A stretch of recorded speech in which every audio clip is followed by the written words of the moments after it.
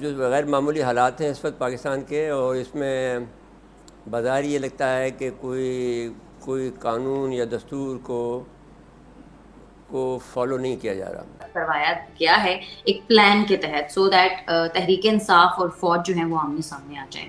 سر کیا کہتے ہیں؟ وہ کہتے ہیں کہ 1971 میں بھی ایسا ہی ہوا تھا اور اب ہمارے ساتھ بھی ایسا ہی ہوا ہے. خان صاحب کا بلیک آؤٹ کیا گیا، سوشل میڈیا پہ بھی نہیں چلنے دیا جا رہا. عمران خان کا کوئی خطاب ہے، کوئی ٹویٹ ہے، تو وہ پاکستان میں آج جو سچویشن ہے یہ دیکھیں، پولیٹیکل ورکرز یا کوئی عام افراد یا کوئی بھی شخص کوئی دہشت گردی کرے یا غلط فیصلہ کرے. اب دونوں سائڈ سے، میں ایک طرف نہیں کہنا چاہتا، دونوں سائڈ پہ یہ ہو رہا ہے کہ ایک طرف ہیڈ آن کلوژن کر رہے ہیں عمران خان صاحب، جو کبھی تاریخ میں نہیں ہوا ہے. نمسکار دوستو، جے ہند دوستو، ہمارے چینل ہندوستان کسان میں آپ سبھی کا سواگت ہے.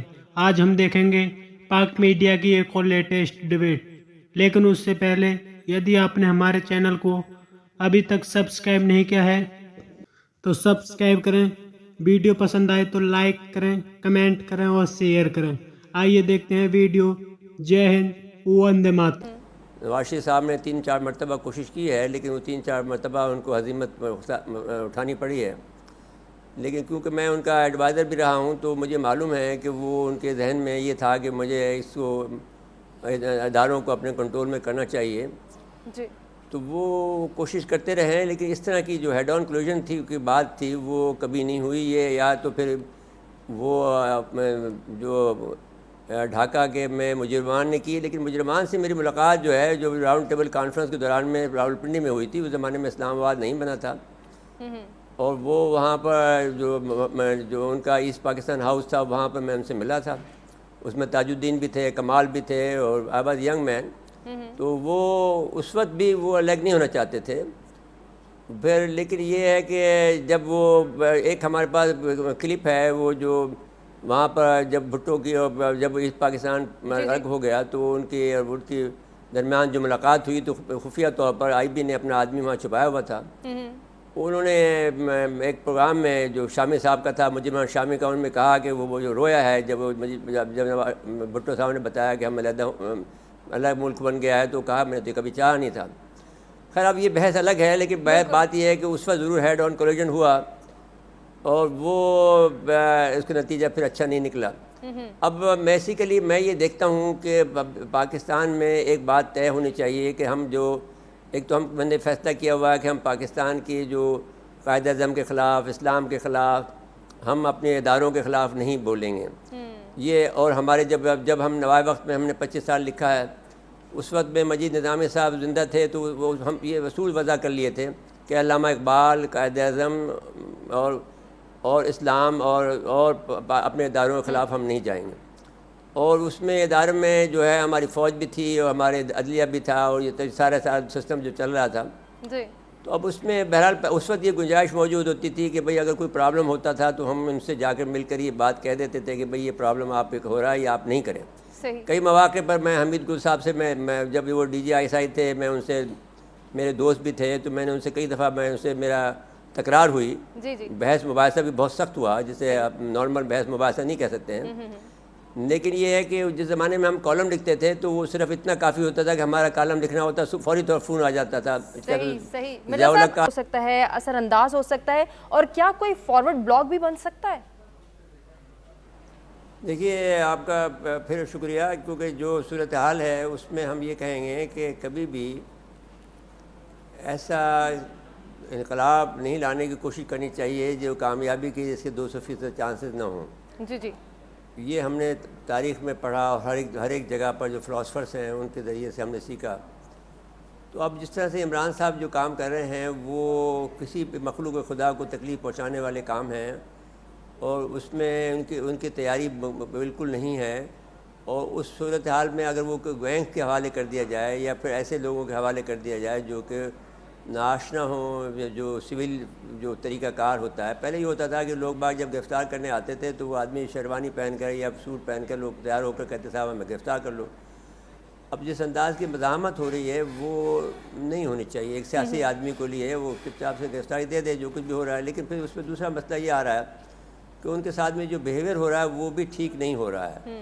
وہاں پر بھی دیکھنا چاہیے. لیکن اس کی بھی اگر بیک گراؤنڈ میں آپ جاتے ہیں تو یہ جو سلسلہ شروع ہوا یہ کوئی ویسے کوئی نئی بات نہیں ہے. جب ہم اسٹوڈنٹ لیڈر تھے 1962 میں جو ہمارے خلاف جب تحریک چلی ہے پاکستان یونیورسٹی آرڈیننس کی پہلی, تو ہمارے پہ کراچی میں جو گھوڑے دوڑا دیتے تھے اسٹوڈنٹس پر. جو کالا باغ کا گورنر تھے اور انہوں نے پر ظلم کی انتہا منگوٹ میں ناخون نکالے تھے لاہور کے جو شاہی قلعہ ہے وہاں پر جو انڈر گراؤنڈ ایک عقوبت خانہ تھا وہ اس زمانے میں یہ کرتے تھے. لیکن بہرحال یہ اس دور کے اندر عمران خان نے بھی جو تھوڑی بہت زیادتی کی تب اس زیادتی کی جو شدت آئی ہے وہ بڑھ کر آئی ہے, تو وہ نہیں ہونا چاہیے. دوسری بات یہ ہے کہ جس انداز سے عمران خان میں نے جیسے کہا کہ ہیڈ آن کنکلوژن پہ جا رہے ہیں, وہ پھر کیا تو وہ کامیاب ہوتے اگر ان کے پاس وہ کوئی چیف گورنر نہیں ہے, وہ کوئی بڑے ایسے دانشور نہیں ہیں یا بڑے ایسے کوئی اس کے لیے پھر ایک بڑا خون خرابہ ملک میں جو ہے لاقانونیت انارجیت ہوتی ہے. ایک تو مجھے بتا دیں کہ یہ جو فوجی یعنی عدالتوں والا معاملہ ہے, یہ آرمی ایکٹ والا معاملہ ہے, اس کو آپ کیسے دیکھتے ہیں؟ یہ اپلیکیبل ہے اور کچھ کن صورتوں میں جو سویلین اگر کوئی ایسا قانون توڑتے ہیں, اور یہ آگے پھر کیا اس کی فال آؤٹ ہو سکتی ہے پولیٹیکلی؟ ایک تو قانونی حوالے سے بھی بتا دیں اور ظاہرہ ایک سیاسی طور پر بھی اس کی وضاحت فرما دیں. میں جو آپ کا پہلا سوال تھا اس کی بات کر کے ایگزیکٹلی اس پہ آتا ہوں کہ دیکھیں پہلی بات تو یہ ہے کہ یہ اس وقت جو سچویشن کریٹ کرنے کی کوشش کی گئی ہے پی ڈی ایم کی جماعتوں کی طرف سے, یہ 9 مئی والا واقعہ بھی اسی کا تسلسل ہے. جس طرح عمران خان کو کڈنیپ کیا, اس کی فوٹیجز آئیں اور ان کے جو وہ ریکارڈ تھا سارا سی سی ٹی وی فوٹیجز کا اسلام آباد ہائی کورٹ کا, وہ بھی چرا کر لے گئے. اور اسلام آباد ہائی کورٹ نے خود کہا ہے کئی دفعہ کہ جی پرچہ کاٹیں, لیکن اس کی ایف آئی آر تک نہیں کاٹی جا رہی اور وہ ابھی تک وہ ریکوری بھی نہیں. اب آرمی ایکٹ آپ کو یاد ہوگا کہ یہ سپریم نواز شریف نے بھی 97-98 میں عدالتیں بنائی تھیں ملٹری کورٹس, اور وہ جو کراچی کے میٹر سے جہاں وہ کراچی کا وہ تھا آپریشن کلین اپ اور ان کے ملزمان کو گرفتار کر کے انہوں نے ملٹری کورٹس بنا دی تھی. اس کا جب میٹر سپریم کورٹ میں آیا تو انہوں نے کہا یہ نہیں ہو سکتا کہ سویلینز کے اوپر آپ ملٹری ایکٹ لگا دیں یا آرمی ایکٹ کے تحت پروسیڈ کریں, کیونکہ ایک متوازن عدالتی نظام آپ کریٹ نہیں کر سکتے. یہ ٹھیک ہے ان کا جو انٹرنل ایشو ہے, جو آفیشلز ہیں, جو وہ لوگ ہیں کہ جو ان کے اپنے امپلائیز ہیں, ان کے اوپر آرمی ایکٹ اور اس کے مطابق پروسیڈنگ ہوتی ہے, وہ بے شک کرائیں چلائیں. پھر آپ کو یاد ہوگا کہ 2015 میں جب نواز شریف صاحب کی حکومت تھی, تمام پارٹیز کی کنسنٹ سے آرمی آئین میں تبدیلی کی گئی, اور آئین کی تبدیلی کے بعد اس میں یہ کہا گیا کہ 2 ایئرس کے لیے, بعد میں کچھ عرصے کے لیے ایکسٹینڈ بھی ہوا تھا, 2 سال کے لیے ہم اس کو ملٹری کورٹس بنا رہے ہیں, کیونکہ اس میں وہ کیسز لے کے جائیں گے جو دہشت گرد ہیں, جن کے خلاف ایویڈنس ڈائریکٹلی وہ نہیں لا سکتے, اور وہ دہشت گردی بھی ملک کی سلامتی کے خلاف کر رہے ہیں. اس میں کوئی پولیٹیکل ورکرز کے لیے وہ میٹر نہیں تھا. اب جب اس پہ بھی جب میٹر یہ آئین میں ترمیم ہوئی تو سپریم کورٹ میں چیلنج ہوا کہ کیا یہ متوازی عدالتی نظام آئین میں ترمیم ہو کے بھی ہو سکتی ہے, اور کیا یہ جو بیسک سٹرکچر ہے ہمارے کانسٹیٹیوشن کا کہ جو عدلیہ کو آزادی انڈیپینڈنس آف جوڈیشری کا جو کانسیپٹ ہے, کیا اس کے خلاف ہے. بڑی ڈیٹیل ججمنٹ آئی اور اس میں میجارٹی ویو کا یہ فیصلہ آیا, چونکہ آئین میں ترمیم ہوگی اور سپریم کورٹ آئین میں ترمیم کو اس وقت جو ہے وہ سیٹیسفائڈ نہیں کرتی, کیونکہ سرکمسٹانسز ہمارے ملک کے ایسے ہیں. اس میں بیسیکلی یہ پروٹیسٹ میں وائلنس ہو گئی, غلط ہوا, بیچ میں دہشت گرد گھس گئے, کس نے کیا کیا, قانون اور آئین اس کی اجازت دیتا ہے پروسیڈ کریں ان اکارڈنس ود لاء.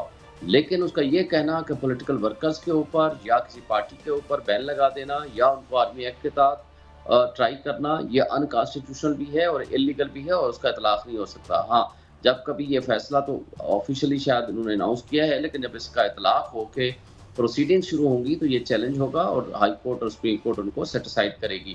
یہ نہیں ہو سکتا کہ آپ اپنی مرضی سے ملٹری کورٹس بنا کے اور ان کے مطابق آپ پوری سول ایڈمنسٹریشن اور سول جسٹس سسٹم کو بائی پاس کرتے ہوئے آپ ملٹری کورٹس میں لے جائیں کیسز کو. اور وہاں عمران خان جو ہے نا جھوٹوں کا آئی جی ہے, جھوٹوں کا سردار ہے, جھوٹوں کا ملک ہے. آپ یہ دیکھیں کہ جو لوگ مر گئے ان کے متعلق کہہ رہا ہے کہ وہ پارٹی کے ہیں, جو پکڑے گئے ان کے متعلق کہہ رہا ہے وہ پارٹی کے نہیں ہیں. دوسری بات ہے کہ پارٹی کے لیڈرز کی آڈیوز آ گئیں, ویڈیوز آ گئیں کہ پہنچو کور کمانڈر ہاؤس پہنچو, وہاں پہنچو. وہ بندے پکڑے گئے جو کرنل شیر کا مجسمہ جنہوں نے اکھاڑا, جو ایم ایم عالم کے جہاز کو جنہوں نے حملہ کیا, کور کمانڈر ہاؤس میں گئے, جو جی ایچ کیو میں گئے, ان کی آئیڈینٹیفیکیشن ہو گئی. کئی تو ان کے اپنے عہدے داران ہیں یار, اپنا ڈفرینٹ کاؤنسلز میں, ڈسٹرکٹس میں. آپ کیسے کہہ رہے ہیں کہ اور لوگ ہیں؟ یعنی یہ آدمی رات کو پتہ نہیں کیا کھاتا ہے کہ اس کے بعد کچھ بھی بولنا شروع ہو جاتا ہے. تو دوستو عمران خان کے جہادیوں نے جس دن سے پاکستان میں تباہی مچائی ہے اس دن سے ہر کوئی ویکتی پاکستان میں ایک اور بنگلہ دیش بننے کی باتیں کر رہا ہے، کیونکہ لگاتار پاکستان میں حالات اسی طرح کے بنتے چلے جا رہے ہیں. عمران خان بھی کئی بار کہہ چکا ہے یدی پاکستانی فوج مجھے زیادہ تکلیف دے گی تو پاکستان ٹوٹ بھی سکتا ہے. ساتھ ہی عمران خان نے یہاں تک کہا ہے کہ میں اتنے ٹکڑے کروں گا کہ انہیں اکٹھا کرنا بھی مشکل ہو جائے گا، کیونکہ عمران خان کا کہنا ہے کہ جب تک پاکستان میں الیکشن نہیں ہوں گے تب تک پاکستان کبھی بھی چین سے نہیں رہے گا. جس طرح سے عمران خان کے ساتھ 70% لوگ ساتھ ہیں، اس سے عمران خان کو لگتا ہے کہ حال ہی الیکشن ہو جائیں گے تو وہ پاکستان کا پردھان منتری بن سکتا ہے. اسی کارن عمران خان بار بار پاکستانی فوج پر اور شہباز شریف کی سرکار پر دباؤ ڈال رہا ہے کہ پاکستان میں جلدی سے جلدی چناؤ ہوں جس سے اسے پردھان منتری کی کرسی ملے، لیکن پاکستانی فوج عمران خان کی ایک بات ماننے کو تیار نہیں ہے. آپ کی کیا رائے ہے کمنٹ میں ضرور شیئر کریں. یدی آپ چینل پر نئے تو چینل کو سبسکرائب کریں. ویڈیو پسند آئے تو لائک کریں، کمنٹ کریں اور شیئر کریں. جے ہند، وندے ماترم.